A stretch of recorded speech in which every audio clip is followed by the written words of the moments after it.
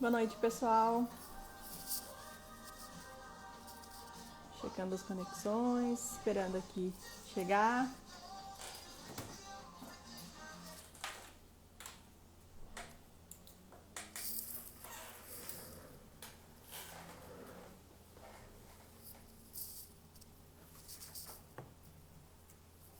Oi, Bruna, tudo bom?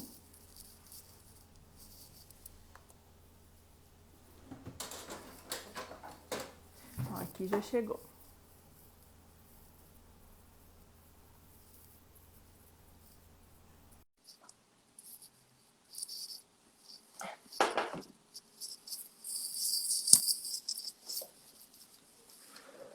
Olá, Oi. tudo Oi, bem? como é que tá?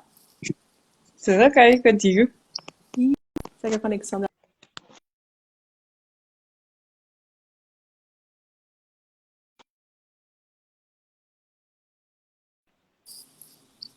E aí? Tá me ouvindo bem? Estás a ouvir? Tô, agora tô. Agora Aham. estou. Ah, então fechou. Vamos dar um tempinho pro pessoal ir entrando aí. Oi, galera que já tá chegando. Bora, bora. A gente tá um pouquinho mais cedo, né? Tô sem relógio, deixa eu pegar aí. É, a gente tem uns minutinhos ainda. Como é que tu tá? Não ouvi agora. Como é que tu tá? Estou bem, e tu? Tô bem também. Já faz um ano e meio que a gente não se vê. Um ano e meio? Pois É, é, outubro, faz já ia para antes da aí outra pandemia. vez. Tá na hora de Pois vir. é. Na hora Se que bem que agora era sossegar. a tua vez de vir, não é? Assim que der, né? Assim que sossegar essa pandemia. Vem para cá está mais sossegado. Tá fácil, né? Só ir. É assim que der, eu quero ir Então, mesmo. Vamos esperar aqui o pessoal chegando. Ô, Ki, tu lembra... pra quem não conhece, né? A doutora Ana Geraldo também é chamada de Ki ou de Piri. Piri. Só pelos íntimos. É muito íntimos. Tá. A live das Piris, né? É. Tu lembra como a gente se conheceu? Tu lembra do dia? Do quê? De como a gente se conheceu? Então, foi quando tu foste lá falar com o Tito, por causa do Verdade. teu projeto, para fazer o teu doutorado. Quando eu tava pensando em fazer doutorado ainda, né? Foi no ZAS, eu lembro-me que foi no ZAS. Era a tua qualificação que eu assisti? Era. Era, né? Eu lembro que eu fui assistir uma qualificação, eu fiquei mega nervosa, assim, ai meu Deus, o que eu tô fazendo aqui? Longe de casa pra caramba. Daí te encontrei, não, longe de casa tá ela. Do outro lado do mundo, né? Tá tudo É, foi o dia certo. da minha qualificação. Eu só lembro que eu cheguei e às tantas eu comecei, tipo, aquela coisa de apresentar e começo a olhar e está ali uma loura que eu não conheço de lado nenhum. Quem é aquela? O que é que ela está aqui a fazer na minha qualificação? Está bem? Depois esqueci-me de todos. Teve assim uma discussão com o Alfredo, lembras-te? Só pra Yeah. variar um pouquinho. Depois fomos almoçar, Verdade. fomos para o Pimenta, acho que eu, não foi? Verdade. Acho que Depois foi eu assim voltei uma pra coisa. ficar daí, né? E quando eu voltei, tu não tava, tu tava em casa, tava em Portugal. Aí Eu depois estava você cá, chegou. foi isso. Verdade. Foi isso mesmo. Deixa eu ver E como é que tá. depois foi o Mundo Piri. Depois já era, depois a gente se apaixonou e ficou amigas pelo doutorado para sempre. Para sempre. Ai, ai. Verdade. Também, amiga. Vamos começar? Deu o nosso horário? Vamos começar. Então, tô vendo um monte de gente aqui conhecida. Quero mandar um beijo para todo mundo. Não dá para falar o nome de cada um, porque senão a gente vai ficar aqui lendo nomes, nomes, nomes, nomes. Mas um beijo para todo mundo que tá aqui. Eu estou Vamos a ver aqui começar. alguns nomes de pira. É, sim, eu vi a Lari. Eu tinha Claro. visto outra pessoa que vai correndo, né? Vai subindo, que eu não consigo depois Sim. voltar, viu? Ah, eu não percebo Então nada tá, disto. vou te apresentar. Então, Tá pessoal, bom. hoje a gente vai falar de bem-estar de gado de corte, né? Nós vamos fazer um panorama Brasil-Portugal. A nossa convidada é a doutora Ana Geraldo.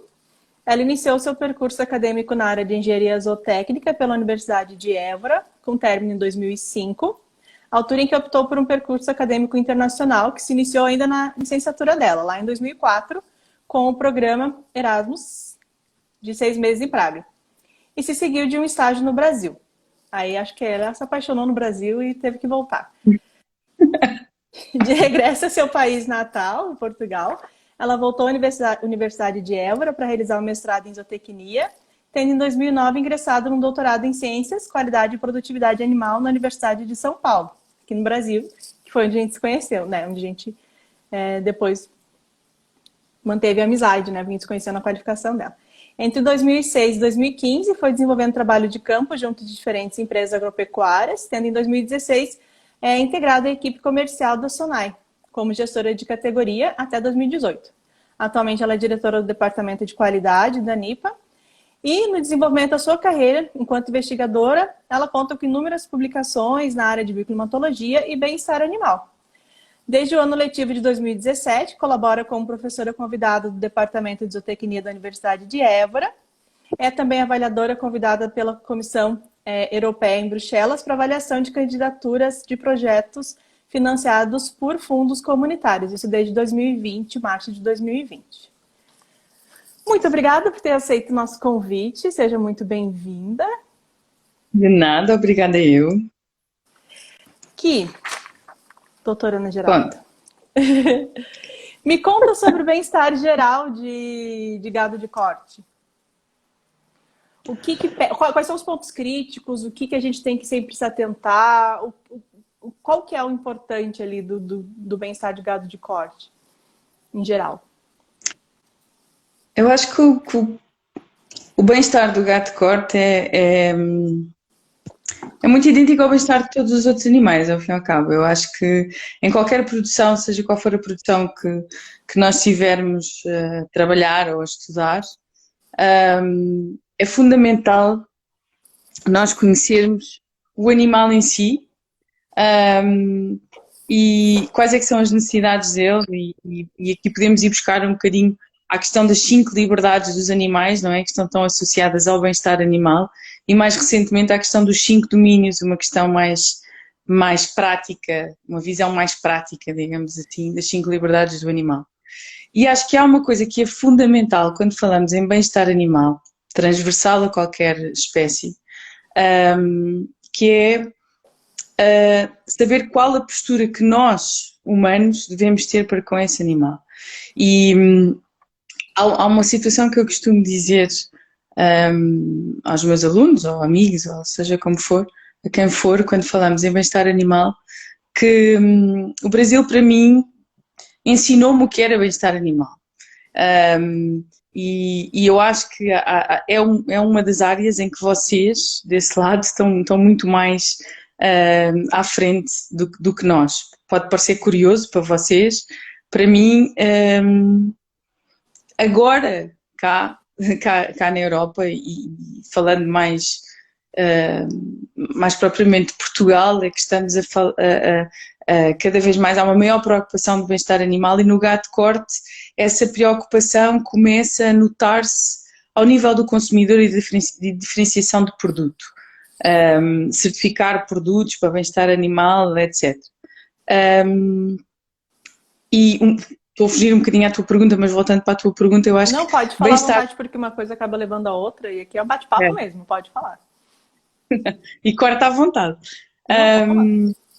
Mas lá está, é conhecermos o animal, saber qual o comportamento do animal e qual o comportamento que nós devemos ter para com esse animal, conhecer as suas necessidades e respeitá-lo, não é? Em toda a produção tem que haver um respeito enorme também pelo animal, desde o momento em que decidimos, por exemplo, que determinado touro vai cobrir determinada vaca, até ao momento em que vamos abater o fruto desse cruzamento.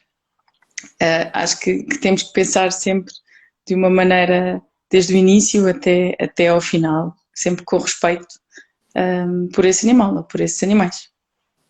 Tá certo, tem razão mesmo. A gente só vai respeitar um animal conhecendo, né? E a gente só vai saber do que ele precisa conhecendo também esse animal, né? Quais as necessidades dele, Sim. Eu acho assim que liberdade é um passo, né? O primeiro passo para o bem-estar animal do animal. Mas ela, como você mesmo falou, ela sozinha, ela é, ela é vaga, né? Se a gente falar assim, tem que dar Completamente liberdade vaga. de comportamento. Mas eu não sei como é que é o comportamento de um bovino. E aí, o que eu faço? Sem conhecer, né? Se tu não conhecer, tu não Se tem não conhecer, como. tu tens que conhecer. Tu tens que perceber, conhecer o que é a zona de fuga, conhecer qual é que é a área de visão do animal, por exemplo. A área de visão do animal influencia imenso aquelas que vão ser as reações dele para com os outros animais, para qualquer interferência que possa haver no ambiente, com o teu posicionamento perto para esse animal, não é? Para a abordagem que podes ter, o chegar por trás, não é? O animal, por exemplo, nos bovinos, a determinada altura, a determinado ângulo, não consegue ver, não é? Nem o próprio corpo permite que ele tenha acesso ao chamado ângulo morto. Portanto, é preciso saber como chegar ao pé dele. É preciso, por exemplo, a questão da colocação da voz. Há muito aquela coisa de gritar com os animais e vamos, não, calma, nós temos aquele tom, se nós estamos a gritar, é porque estamos, ou de alguma maneira estamos a transmitir uma sensação de que algo está errado e o animal percebe isso, ou então estamos com um tom de ordem, não é? Portanto, nós queremos alguma coisa, queremos que ele ande, queremos que ele fuja, queremos que ele fique ali. Esse tipo de coisas são. É preciso conhecer o animal. Eu acho que isso é fundamental sabermos quais são as possíveis reações que os animais podem ter, para de alguma maneira nós também podermos hum, orientar o nosso trabalho e ver aquilo que podemos fazer ou não fazer. Facilita muito a vida, né, de quem está trabalhando com animal conhecer, né, isso que tu falou, distância de fuga, zona de fuga, né, o ponto cego, que a gente chama aqui no Brasil, que é essa área que o animal não consegue ver atrás, nem embaixo da fuça dele. Então, conhecendo, né, a visão binocular, a visão monocular, foi postado essa semana, né, quando a gente falou sobre o comportamento geral dos bovinos, todos esses detalhes. A zona de fuga é a palavra de amanhã, né, do nosso glossário do bem-estar animal. Toda sexta-feira eu posto uma palavra diferente. Então amanhã vai estar explicado para quem não entender ou ficar com alguma dúvida. Tem um desenho lá também para a gente entender. E a gente conhecendo esses detalhes do comportamento do animal que são tão importantes, a gente consegue facilitar muito o trabalho de quem está com o animal. Facilitando o trabalho de quem está lidando com o animal, né, quem está tratando com esse animal, quem está no trato com o animal, a gente consegue diminuir o estresse geral, né? A pessoa vai estar trabalhando mais tranquila, o animal vai estar mais tranquilo, sem aquela gritaria que tu falou. Bovinos, eles não são tanto de vocalizar como suínos, se a gente for comparar, né? Eles só vão vocalizar em momentos de estresse mesmo. Aí, se virar aquela gritaria, o animal vai realmente se estressar. Por que eles não vocalizam tanto? Porque na natureza, se eles vocalizarem demais, eles chamam a atenção do predador, né? Então, evolutivamente, o comportamento deles virou para isso, né? Foi evoluindo para que eles não usassem tanto a vocalização como comunicação. Então, eles não vocalizam tanto, né? Me corrija se eu estiver errado, que aqui a doutora das vacas é tu. Mas dentro da produção também, né? Tanto que se a gente dentro da produção perceber que um animal está vocalizando demais, alguma coisa está incomodando esse animal. Sim, sim, sem dúvida.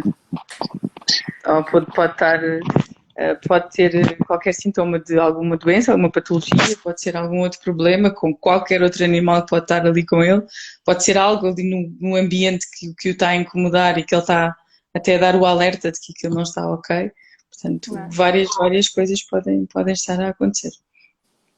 Mas tu falou na tua fala anterior uma coisa que me deixou pensando, e acredito que muita gente que ouviu também ficou pensando, como assim que o Brasil está mais à frente do bem-estar animal que a Europa? Se a Europa é nosso modelo, né? Tudo verdade, passa primeiro pela Europa para depois chegar dos nossos compradores do Brasil para que a gente se adeque e mude a nossa produção para que a gente consiga exportar. Como assim? Eu Conta acho mais. que, falando em bovinos de corte, não é? Gado de carne, como nós falamos por aqui, bovinos de carne, a vossa dimensão é uma escala completamente diferente da nossa. E vocês, e se formos falar em números de produção, vocês são neste momento os segundos maiores produtores de carne, de bovino. Portugal não é sequer autossuficiente em cerca de 50 e pouco, 60%.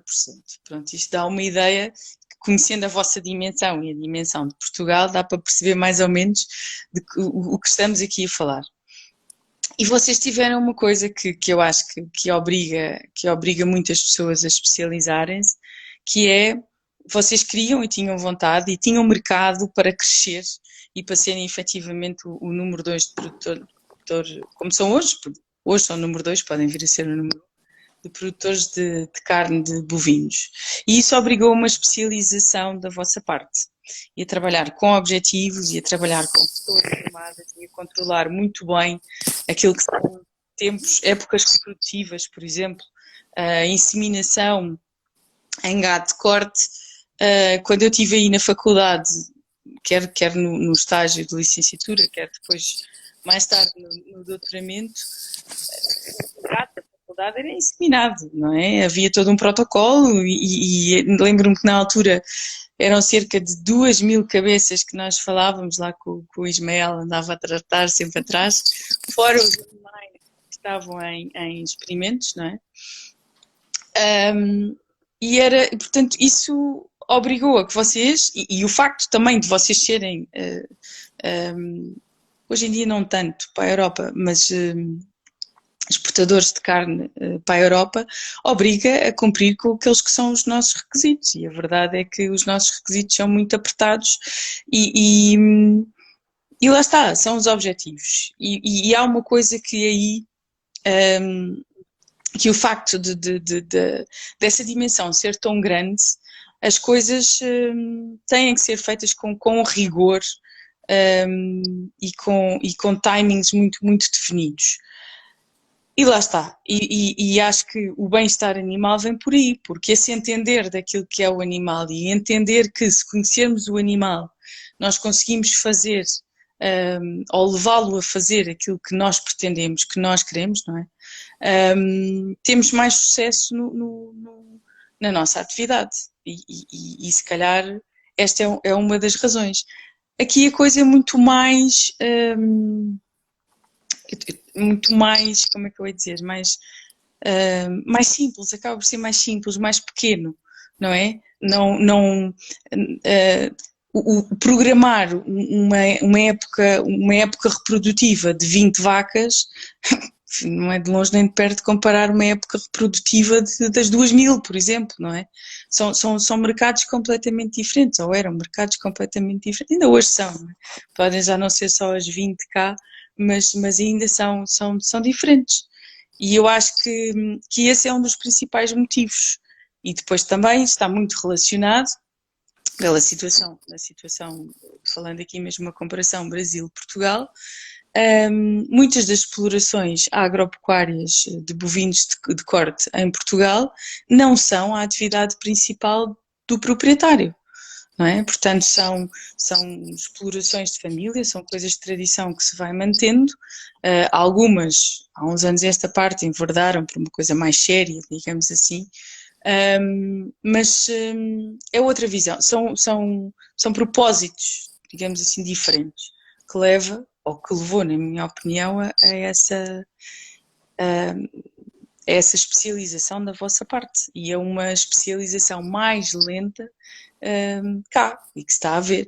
E muitas das situações, tu disseste há pouco, que a Europa é tão exigente e etc. Nós cumprimos com aquelas que são as exigências que eu chamo de mínimas, não é? Que é aquilo que está regulamentado. Mas há muito mais que se pode fazer e que, na minha opinião, se deve fazer. E agora vou já aqui para um tema que eu acho que tenho uma opinião, e sei que tenho uma opinião que muitas pessoas, que muitos colegas nossos discordam, mas que é a questão da certificação do bem-estar animal. Eu, como diz o nosso querido professor Alfredo, há coisas que fazem cócegas no hipotálamo. E para mim, certificar bem-estar animal faz-me cócegas no hipotálamo, porque eu acho que deve ser obrigatório e que deve ser fiscalizado, não deve ser certificado, deve ser fiscalizado. E ou se cumpre ou não se cumpre. E tem que ser muito bem explícito, quando se faz uma certificação, o que é que nós estamos a certificar. E se eu posso comparar algo que está certificado com algo que não está certificado. E se eu não certificar, significa que eu não cumpro com quaisquer requisitos, porque não é isso, porque mais que não seja, eu tenho que cumprir com aquilo que está legislado. Portanto, já toquei aqui no ponto crítico para mim, que é a certificação. Concordo Mas, contigo. É uma forma muito boa de ver isso mesmo. Se fosse obrigatório, como é obrigatório sanidade, como é obrigatório outros cuidados que a gente tem, e a gente sabe que bem-estar é tão importante quanto, né, e influencia diretamente a sanidade do animal, quanto outros fatores relacionados, né? Tem razão, se fosse obrigatório, se não fosse algo, não fosse um diferencial da produção, se fosse algo obrigatório, né, a gente com certeza estaria bem à frente em todos os lugares, né? e se nós formos a ver, influencia aquilo, ou uma das coisas que é o propósito de muitos que estão ligados à produção, que é a qualidade, não é? Porque situações de stress, sei lá, stress pré-abate, stress no abate, nós podemos estar ali, falando de bovinos de carne. Nós temos uma vaca com 2 anos, mais ou menos, um bocadinho antes, alguns, vamos por aqui apontar para os 2 anos. Compramos o animal ou estamos a criar o animal e ao fim desta altura vamos pôr o animal à cobrição. Temos mais 9 meses, se tudo correr bem, para parir, não é? Parir o bezerro, etc. E vamos vender por volta dos 16 meses. Portanto, nós já estamos aqui a falar de 3 anos e qualquer coisa, 4 anos. Temos o animal topo, nós cruzamos com aquela genética que queríamos, espetacular, o novilho é impecável.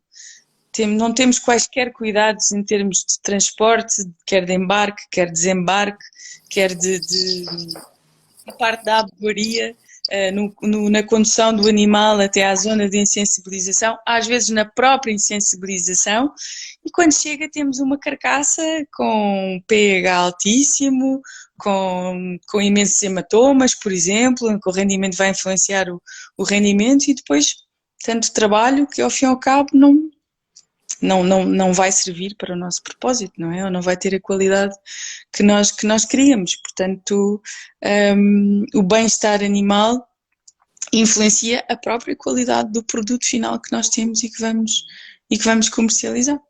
Pois é, a gente pega e investe tanto, né, em genética, em nutrição, em tudo aquilo que a gente sabe que é top, né, de tecnologia, que se estudou tanto, né? E a gente sabe que a bem-estar é uma ciência mais nova, né? É uma ciência ainda, década de 60 para cá, mais ou menos, né? Então a gente tem bastante para aprender ainda. Mas a gente também sabe que com o uso do bem-estar animal, pensando no bem-estar do animal, a gente consegue dar espaço para a genética aparecer, para a nutrição fazer o efeito adequado. E para a qualidade da carne, por exemplo, no caso de um bovino de carne, né, um gado de carne, se mantém boa qualidade, né? O que me adianta eu passar a vida inteira do animal cuidando, alimentando adequadamente, fazendo todos os tratos adequados com o animal, né? Ali, na hora que o produto está pronto, no pré-abate, eu escangalhar tudo. Tudo, é isso. Né? Escangalhar tudo, já foi, já era. É muito dinheiro, muito tempo perdido, né? E não é um animal, né? É todo aquele lote que tu botou em estresse que tu tá escangalhando. Sim, sem dúvida. E, por exemplo, ainda é engraçado porque na última aula que dei, foi no sábado passado, estávamos a falar e até houve um aluno que referiu o exemplo que o professor Alfredo dá, que foi o facto de alguns frigoríficos terem começado a penalizar os produtores cujas carcaças, quando chegavam, portanto, quando os animais, cujas carcaças de animais eram penalizadas por hematomas ou por carnes com pH muito elevado, portanto, com esse tipo de situações que se verifica já na carcaça. E a pergunta dele foi, mas porquê é que cá não fazemos isso? Lá está, nós temos um sistema de produção muito diferente de produção ao longo da fileira, portanto, a vossa fileira acaba por ter muito menos intervenientes do que aquele que a nossa fileira aqui tem. E, portanto, muitas vezes quem criou o animal ou quem foi o responsável pela escolha daquela genética, já não é sequer quem engorda, quem faz a última engorda do animal que vai ser comercializado, e depois já não é quem é o responsável por toda a parte seguinte, então acaba por ser um bocadinho mais difícil de tomar esse tipo de medidas, mas eu acho que infelizmente há coisas que só mudam quando se vai ao bolso das pessoas, como se costuma dizer. Exatamente. Só a gente comentar, né, que eles têm que ver, né? Tem que ver que eles estão ganhando dinheiro ou tem que começar a perder dinheiro, senão não vai. Eu tenho Eles um têm que ser. comentário, eu tenho um comentário para ler aqui da Clá. Ela falou: os agricultores orgânicos sempre me dizem que quem deveria fazer a barreira para o veneno, não contaminar o ambiente, é quem usa o veneno, né? E não quem produz o orgânico. Entende? Então, tipo, mas hoje é assim, né? Quem é a minoria é quem tem que se proteger, infelizmente. Que é a mesma coisa, né? A gente tem que acabar certificando quem usa bem-estar animal, quem pensa no bem-estar animal, porque eles são minorias. Então, eles acabam se protegendo. É a mesma coisa o orgânico, né? O certo seria não usar veneno na alimentação, né? Defensivos agrícolas, né? Eu acho que essa Que o questão nome da é só... certificação, apesar de ter esta posição de mau feitio, eu percebo perfeitamente que é por aqui pela certificação que se vai, mas eu percebo, mas não concordo. É isso. E eu Porque acho a que certificação acaba entrando naquilo que tu falou, né? De você dar um bônus para a pessoa que está trabalhando pensando no bem-estar animal. Então vai ter aquilo que agrada, né? Que é realmente o retorno financeiro, além do retorno produtivo. tu vais ter que pagar essa certificação, não é? Portanto, quem quer ter, seja a sala de abate, seja. Uau, o Costa Rica quer entrar na live, que é o gato. O meu acabou de correr aqui também. Eu até olhei assim, ué, o que deu? Seja a sala de abate que é certificada e que tem um abate certificado para o bem-estar animal, seja a unidade produtiva, portanto, a exploração agropecuária onde o animal foi criado e tudo mais, que tem essa certificação, eles vão ter que pagar por essa certificação, e é normal que depois o produto que eles vão colocar no mercado tenha um valor mais elevado e que também seja feita essa publicidade e que isso seja transmitido ao consumidor, mas isso implica um investimento, não é? E que ao fim e ao cabo eu acho que tem que ser deixado bem claro quais é que são essas diferenças, ou em que é que consiste essa certificação pela qual também se está a pagar, não é? É necessário explicar para não dar a entender de que toda a carne que não tem esse rótulo é porque o animal leva pontapés todos os dias, ou seja o que for. Porque, quer a gente queira, quer não, o conhecimento do consumidor por aquilo que é a produção de carne é muito pouco, não é? É pouquíssimo. E acho que aqui também me arrisco a dizer que se calhar em Portugal é menor do que no Brasil, porque está muito mais enraizada, é muito mais da vossa cultura a produção de bovinos de corte do que cá. Eu te perguntar isso, como é que está o consumidor aí, se tem uma certa pressão para o pessoal pensar em bem-estar, ou aqui tem mais na tua visão, porque aí a gente tem legislação relacionada a bem-estar há muito mais tempo do que a gente tem aqui, né? Agora que a gente começou com normativas ligadas à espécie, né? A primeira foi a suína no passado. E assim a gente vai indo, né? A gente tem, tipo, legislações normativas de transporte, de abate humanitário, em gerais, né? E agora começaram, ano passado, a ser uma instrução normativa de boas práticas de bem-estar na suinocultura. E eu acho que agora vai começar a aparecer, então, para outras espécies também, né? Já estamos, em termos de todas essas regulamentações e normativas da produção, já estamos um bocadinho mais à frente. Está a ser discutida agora a questão da etiquetagem. Da parte das etiquetas do produto final e aquilo que deve ser transmitido ao consumidor e como é que deve ser transmitido ao consumidor e depois isto é em legislação europeia, portanto da União Europeia. Tanto que agora o novo plano, os novos projetos, o novo chapéu pela qual a parte agrícola e agropecuária da Europa se está a virar e, portanto, todos os estudos e projetos, etc., vão de encontro é a questão do prado ao prato e a tentar simplificar o máximo possível e tornar transparente esta questão do prado ao prato, portanto, para o consumidor e passando por todas onde o bem-estar animal, sem dúvida, que tem aqui um papel fundamental, a diminuição do uso de antibióticos e medicamentos, tudo mais. A questão também da alimentação dos animais e de onde é que ela vem, OGMs, por aí. Isto são, assim, as grandes discussões que estão, os grandes temas que estão na mesa da Comissão Europeia. Agora, quanto aos consumidores, é assim, sem dúvida que desde 2019, não é, que foi considerado o ano do veganismo, que o tema do consumo de carne e as propagandas anti-carne ou anti-consumo de carne têm vindo a crescer significativamente. Se eu dizer-te que noto isso, noto no meu ciclo de amigos, se calhar há pessoas que começaram a reduzir a carne, mas eu acho que comparar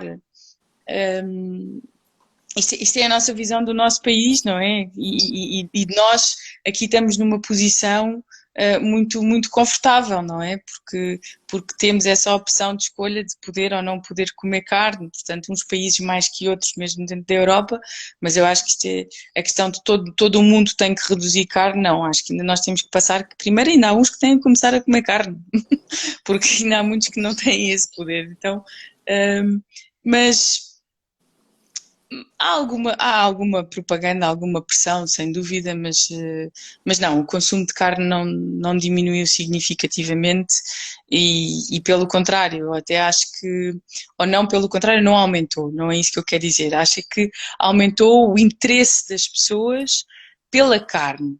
Ao mesmo tempo que houve quem deixou por isso simplesmente de comer carne, houve quem começou a querer conhecer melhor aquilo que estava a comer e se calhar a comer menos, mas a comer com uma qualidade diferenciada.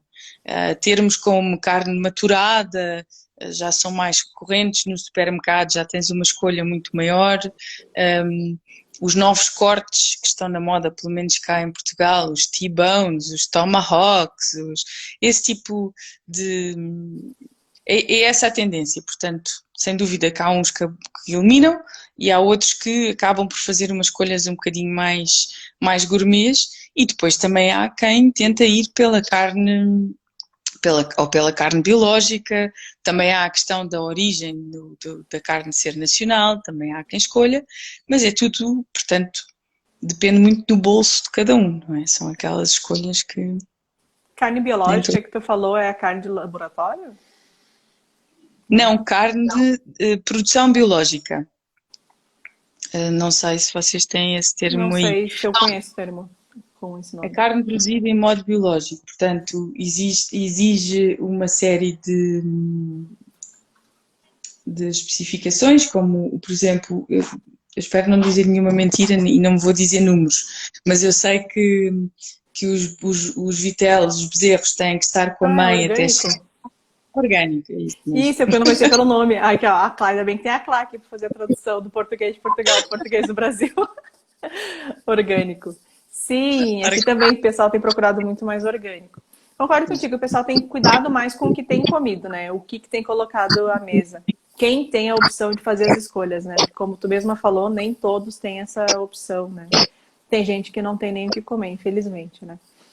Mas é interessante e é importante que os consumidores, eles tragam essa necessidade de melhoria da criação, né? Porque se por acaso não houver um impacto do consumidor também, talvez não chegue até o produtor, né?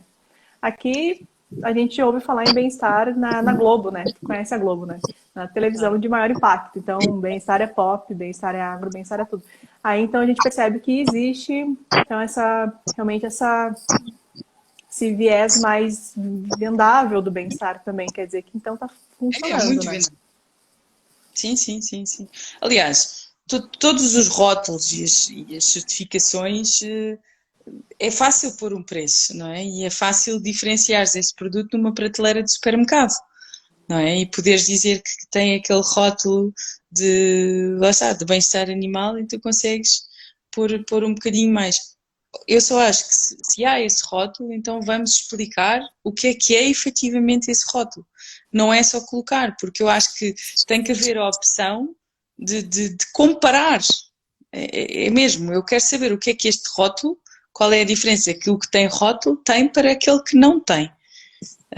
Conhecer o que é que aconteceu efetivamente, ou se aconteceu efetivamente alguma diferença, porque se isso for explicado, não é? Será mais fácil também de perceber que a própria qualidade daquele produto poderá ser diferente e será diferenciada, não é? Não é só por o rótulo. Explicar o porquê e que acaba por essa explicação suportar também a diferença de preço. Vai também da gente, consumidor, ligar lá e perguntar, né? Tá, qual que é a diferença do teu produto, por que que ela tem, quem que certificou, como é que funciona. Criar demanda, né? Mas sim, pronto, mas eu acho que é pouco o consumidor que faz isso. Sim, né? Mas a gente pode aprender. Claro que seria muito mais interessante se a gente tivesse nem que fosse um QR Code ali que te trouxesse mais informações, né? Mas Sim, sim, sem dúvida. Sem tem dúvida. muita empresa que não quer mostrar muito como que funciona, dependendo. O que que eu Sim, te pergunto? eu acho que há uma questão aqui sempre que é sempre difícil no meio disto, a questão da produção de carne, que é o facto que pelo meio nós temos uma etapa que, que as pessoas não falam, que é o abate, não é? E há sempre aquele, parece que toda a gente fica com um peso na consciência porque está a comer carne, porque houve um animal que foi abatido. E daí esta coisa de não ir à procura, de não querer saber, não é? Porque depois era tão fofinho e eu estou a comer, por exemplo, na Páscoa, aqui, tradição na Páscoa, comer borrego, cabrito, e há sempre, sempre as notícias do coitadinho do animal, uau, vamos tentar perceber, comemos, ok, então vamos fazer escolhas conscientes e tentar perceber como é que aconteceu, como é que foi esse abate, se houve respeito pelo animal, se Não todas houve essas coisas. sofrimento, né? Lá está, tal e qual. Mas eu acho que as pessoas se afastam, apesar de comerem carne e que se afastam, é mesmo um bocado longe, como é que é? Coração, olhos que não veem, coração que não sente. Dissonância cognitiva, é isso que chama, né? Você sabe que tal coisa acontece, você sabe que é assim, mas você quer não saber para que aquilo não modifique as suas escolhas. Mas é humano, né? Mas importante, seria muito melhor que nós soubéssemos para que a gente pudesse ficar de olho para que fosse bem feito mesmo. Porque uma vez que se abate animais, que seja feito de forma com que eles não sofram angústia, que eles não tenham um pré-abate estressante, um transporte ruim, enfim. Então, né? E é papel da gente, né, tá nesse momento, veterinários, zootecnistas, agrônomos que trabalham com animais, todos nós temos um papel muito importante, né? Além do produtor, durante a vida do animal, do moço que faz o transporte, da pessoa que trabalha lá no pré-abate, todo mundo está relacionado, né? Eu acho que é fundamental uma coisa que e nesta história que eu comecei logo por falar de questão do bem-estar animal, incluir o humano. E eu acho que quando nós falamos de bem-estar animal, nós temos que incluir o animal humano. Isto não é só para os quadrúpedes, os bípedes também têm que entrar na equação. E nós também temos que, e nós e todos quem trabalha, portanto, nesta área, também tem que estar a parte como é que o pode fazer e a formação eu acho que é importantíssimo, importantíssimo. E infelizmente a realidade portuguesa, e também sei que a vossa realidade aí também existe, há muita gente sem formação, sem qualquer formação, que lida com animais todos os dias, em todas as fases da vida produtiva do animal, em abate, etc. No transporte, há imensas pessoas e que se calhar nunca houve o cuidado de alguém lhe explicar porque é que tem que fazer aquilo de determinada maneira. Como se calhar essa pessoa também não é curiosa por natureza ou não se quer preocupar e não vai atrás para saber porque é que o tem que fazer. Como depois há outros bons exemplos de pessoas que eu conheci, tu também se calhar já te conheceste alguns, que parece que nasceram a saber lidar com animais, não é? E que fazem tudo com uma graciosidade às vezes que aquilo se entendem às mil maravilhas. Mas lá está, o bem-estar animal é o bem-estar dos animais todos, bípedes, quadrúpedes, o que for, incluindo o humano. Tem o bem-estar único, né? Que um acaba influenciando o bem-estar do outro porque nós estamos todos no mesmo meio. E a gente acaba um influenciando o outro, né? Não tem outra forma de falar isso, né? Como a gente falou antes, se eu trabalho com os animais, eu estou muito estressada, eu bato nos animais, eu xingo os animais, eu sei lá, eu não trabalho de forma adequada com os animais, eles vão se estressar, vai ficar mais difícil de eu manejar esses animais, eu vou ficar mais estressada e aquilo vai virando uma coisa que vai se alimentando e só piorando. Do contrário, se eu trabalhar de forma calma, os animais vão responder de forma calma. Se eu conhecer o comportamento, souber onde me posicionar para fazer com que os animais caminhem de forma adequada, eu vou estar muito mais calmo no final do dia. Eu volto para casa descansado, né? Claro que meus cansaços normais, mas não tão estressado, né? Então, assim, é bom para todo mundo. Alguma vez te magoaste, machucaste com animais ou um animal te machucou? Eu já me machuquei uma vez com um suíno que tentou fugir, eu tentei segurar ele, quebrei um dedo. Eu, às vezes Mas tentei todas, segurar ele, mas de boba, né? às vezes todas que eu me magoei, a culpa não foram deles, a culpa foi minha. Sim. Fui eu que tive alguma reação que não devia ter tido, fui eu que fiz um movimento brusco, fui eu que qualquer coisa e fui eu. A Lari tá aí, lembra a Lari, quando eu quebrei o dedo no experimento da Lari, pegando um porco que foi fugir, uma coisa assim, sei lá, fiquei com esse dedo gigantesco. Foi a única vez que eu me machuquei que eu lembro, assim, sabe? Mas foi, bem como tu falou, foi algo que eu fiz de forma impensada, assim, né? Pular e lá. E daí me machuquei. Uma vez, em sala de ordenha, estava a falar com uma colega e a vaca tinha que levar uma injeção, estava com uma mamite, e eu estou a falar com a Patrícia e vou e pau, sem avisar a vaca do cheguei, vais levar aqui uma injeção, estou aqui, tipo, pau, veio um pontapé no estômago, assim, uma coisa que eu fui eu, mais nada, tipo, já, essa foi uma vez, outra vez. Vamos Lembras quando eu aprendendo. não, no curral, Por lá no quê? curral do. Acho que tu não estavas. Quando Cortou, eu não te parti, ouvi. não te lembras que eu parti um ossinho da mão lá no curral. Não lembro. Era no experimento eu acho que era do arroz, que estávamos a fazer várias colheitas, vários dados fisiológicos a umas novilhas que estavam a fazer um teste para eu não me lembro se era para um protocolo de sincronização de cio, lembro-me que tinha a ver, era assim qualquer coisa. E nós estávamos todos à noite no curral, eram, sei lá, 8 da noite, 9 da noite, a fazer as colheitas, e às tantas eu ponho a mão entre a vaca e o tronco. Tá. Pedindo, né, pra esmagar a mão. Naquela. Não, agora lembrei, uma vez eu fui esmagada por uma vaca de leite quando eu tava lá no Canadá fazendo um sanduíche do mestrado. Sempre trabalhei com bicho menor, né, com porco e tal. Né, trabalhar com vaca, altos bichão. E eu fui passar também num vãozinho entre a vaca e a parede. E ela deu um passinho pro lado.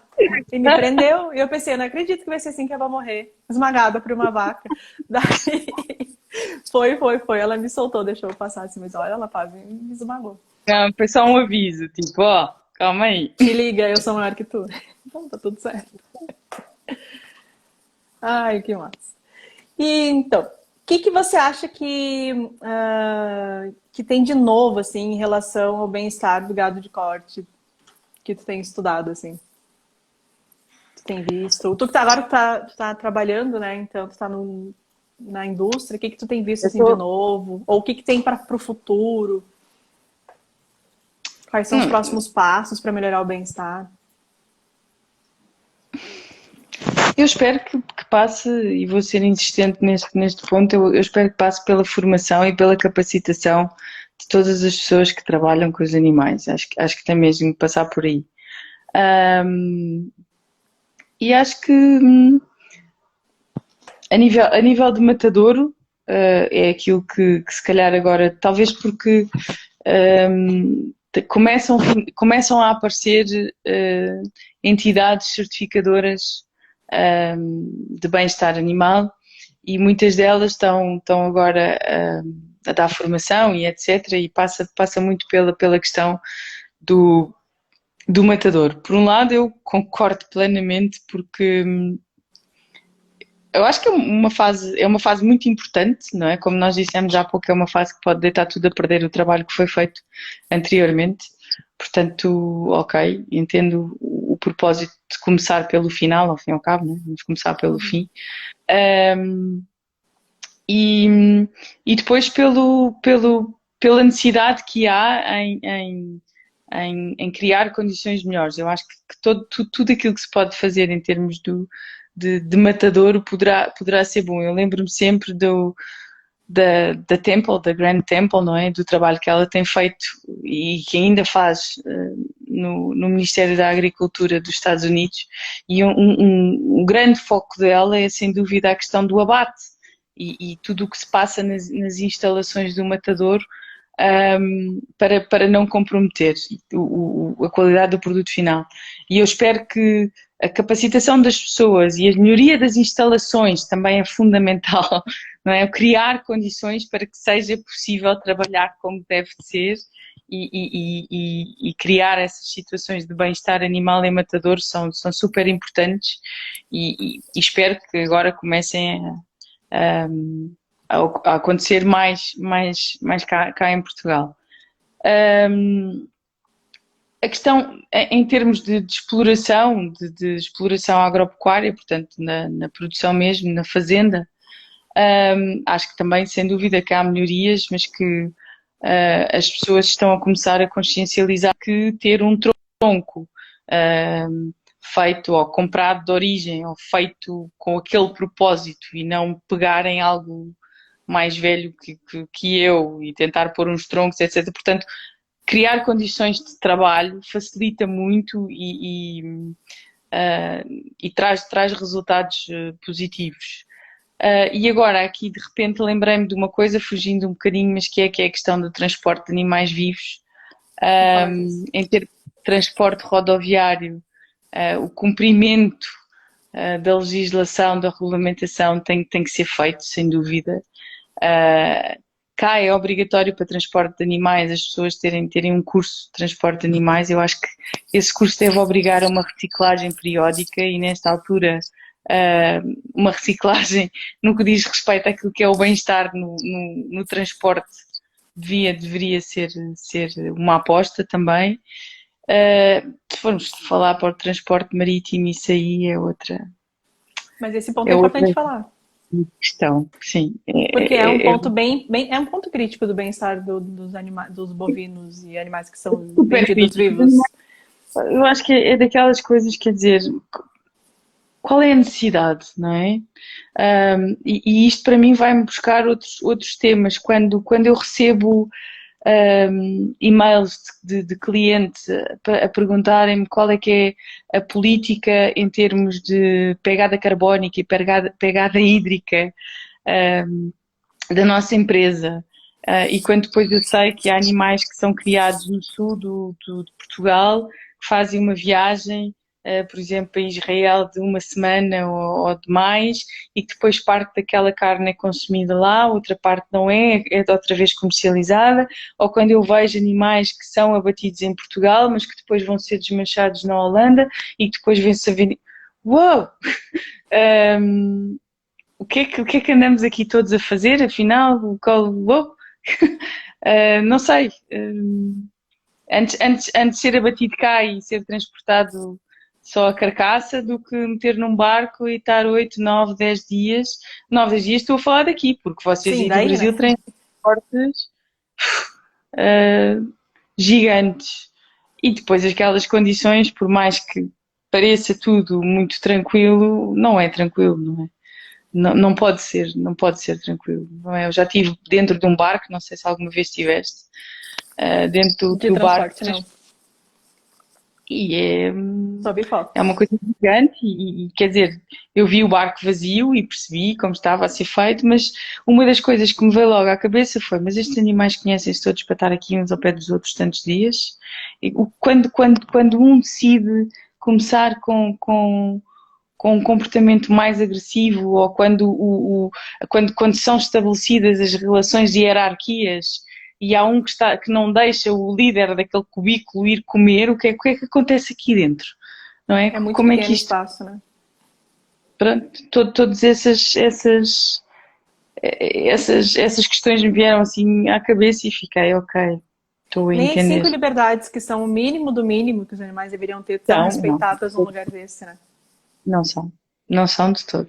Aí Não não são. adianta ficar liberando normativas e diretrizes de como fazer o transporte se o transporte em si já é uma fonte de Só estresse sem tamanho, né? Só que aqui entra-se, lá está, com questões de mercado, não é? E o mercado diz a lei da procura e da oferta, portanto. Sim. Acho que foi a Austrália que falou que não vai mais vender, né? Como? A Austrália, acho que a semana falou que não vai mais vender via marítima animais vivos. Gado. O Reino Unido também quer fazer isso. Agora que saiu da Europa, não é? Com o Brexit, também estão a trabalhar para deixar de fazer isso. O Reino Unido tem uma coisa que é, eles têm, têm um grau de autoaprovisionamento muito grande, mas também tem um grau uma percentagem de animais que são exportados muito grande, quer seja carcaça ou seja animal vivo.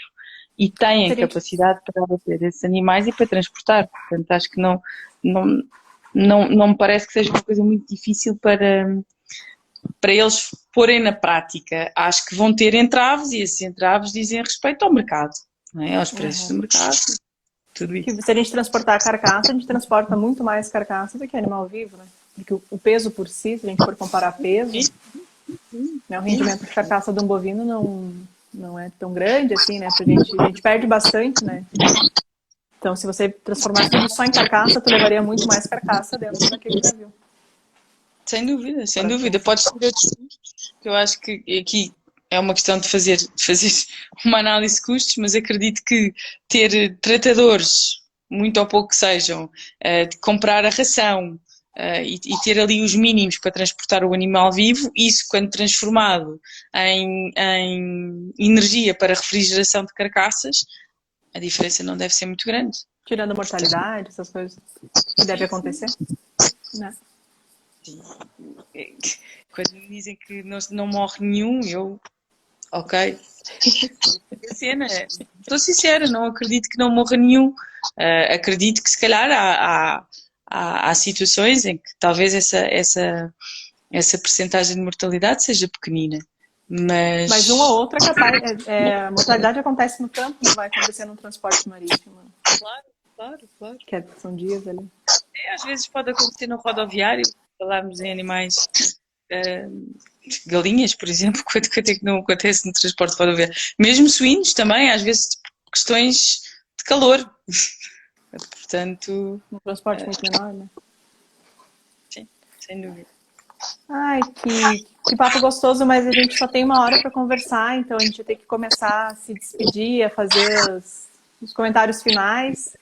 Tu gostaria de deixar um comentário final relacionado ao bem-estar de gados, de corte? Algo mais que tu lembra, assim, de diferente Brasil-Portugal, ou que tu gostaria de ressaltar? Não sei, sabes que eu sou suspeita, porque eu quando fui para o Brasil já gostava de gato corte, quando voltei daí ainda vim a gostar mais e há sempre aquela vontade de ir aprender um bocadinho mais, porque é por aí. Acho que a vossa dimensão comparada com a nossa é sempre tudo uau, tudo isso. Eu lembro-me quando ia para o corral fazer inseminações com o Milton, aquilo é tal, vai inseminar e temos 2 minutos para inseminar a vaca e agora faz isso. E ver uma equipa ali a trabalhar de um prende a vaca, o outro faz o outro, tipo, que são coisas que para quem gosta, não é? Fica maravilhada e é bom às vezes, já há muito tempo que não vou a campo, não é? Eu já estou não trabalho agora com animais vivos, não é? Já estou na fase final da fileira da carne, estou na parte da comercialização, qualidade de carne. Mas às vezes bate uma saudade de curral, mas é esse curral daí. Eu espero. Vem fazer um pós-doc aqui. Um pós-doc aí, ó. Vai, doutora Beta, me convida. Vem fazer um pós-doc, passar um tempo aqui. Curtir um pouquinho mais do Brasil. Eu espero, relativamente à produção de carne, ao gado de corte, eu gostava que, relativamente a Portugal, que a produção de carne ganhasse a seriedade que tem aí no Brasil. Que os produtores de carne em Portugal, de carne de bovino, deixassem de dizer que são produtores de vacas, não é? E começassem a dizer efetivamente: eu sou um produtor de carne de bovino, de carne de vaca. E que aí no Brasil conseguissem legislar um pouco mais sobre o bem-estar, e lá está, e aí aqui começassem a fiscalizar um bocadinho mais, ou que as medidas fossem um bocadinho mais apertadas, e que se calhar para ambos os países a transparência na fileira fosse maior. A transparência e a comunicação. Eu confesso que eu do Brasil, a experiência que tive e o que eu conheço mais é sem dúvida da parte da produção, mas sei que depois vocês têm aqueles grandes frigoríficos, JBS da vida, etc., que acabam por se responsabilizar depois por toda a parte e fazer aquela parte final até à comercialização. Portanto, como eu disse há pouco, os intervenientes da fileira acabam por ser menos do que cá. E o que permite um maior conhecimento, ou uma maior troca de conhecimento entre todos eles. E aqui aquilo às vezes que eu noto é que o que se passa no início da fileira fica no início da fileira, e quem está a pôr a carne na prateleira não faz a mínima ideia do que é que aconteceu para trás, ou pelo menos em algumas das etapas. E eu acho que isso é fundamental até para o sucesso do produto ou do negócio, não é? Portanto, acho que um bocadinho mais de conhecimento. Pronto, é o conhecimento, está lá sempre. Conhecimento nunca é demais. Ou mais que não seja, que exista vontade de conhecer e de melhorar, essa curiosidade de perceber, mas se calhar isto, alguma coisa que quem teve antes de mim fez ou pode fazer, que me vem ajudar naquilo ou a resolver algum assunto que eu tenha para a frente, não é? E é isto. Muito obrigada, viu, por ter aceitado o meu convite, né? E estar aqui com a gente conversando sobre isso. Foi muito boa a nossa conversa. O pessoal que está elogiando bastante. Muito obrigado quem acompanhou a nossa conversa ao vivo. Muito obrigado para quem vai acompanhar a nossa conversa depois. Tem uma pergunta aqui: como que é ser veterinário em Portugal? Mas aqui é zootecnista, né? Eu não posso responder. Pois é. Mas o veterinário em Portugal, ele trabalha muito com clínica, né? Que mais do que com produção, eu tenho percebido nos últimos anos. Assim. É assim. Nós temos só mais um minuto, tá? Mais um minuto e meio. Um minuto. Então, é mais para a clínica do que para a produção. Pronto, se bem que o mercado também está um bocadinho cheio e já há mais pessoas a virarem-se para a produção, como que havia muitos que queriam produção e que não conseguiram e acabaram por ir para a parte da clínica, mas está um mercado, já está um pouco complicado. Já. Que nem aqui. Então muito obrigada a todo mundo. Se alguém tiver alguma dúvida depois, ou está vendo depois a nossa live, que tiver uma dúvida, deixa nos comentários que aqui responde, ou eu respondo, a gente vai conversando, né? Aí a gente consegue conversar depois. Muito obrigada. Esse final de semana eu vou chamar vocês para a gente conversar sobre o lançamento daquele e-book que eu vou dar para vocês. O e-book vai ser entregue na segunda. Eu vou explicar como é que funciona, eu vou falar mais do novo curso, eu vou lançar o nosso primeiro curso do Beta, então a gente conversa durante o final de semana mais um pouquinho. Tá bom? Muito obrigada a todo mundo que assistiu, obrigada aqui mais uma vez. Obrigada. E até a próxima. Beijo, pessoal. Tchau. Tchau.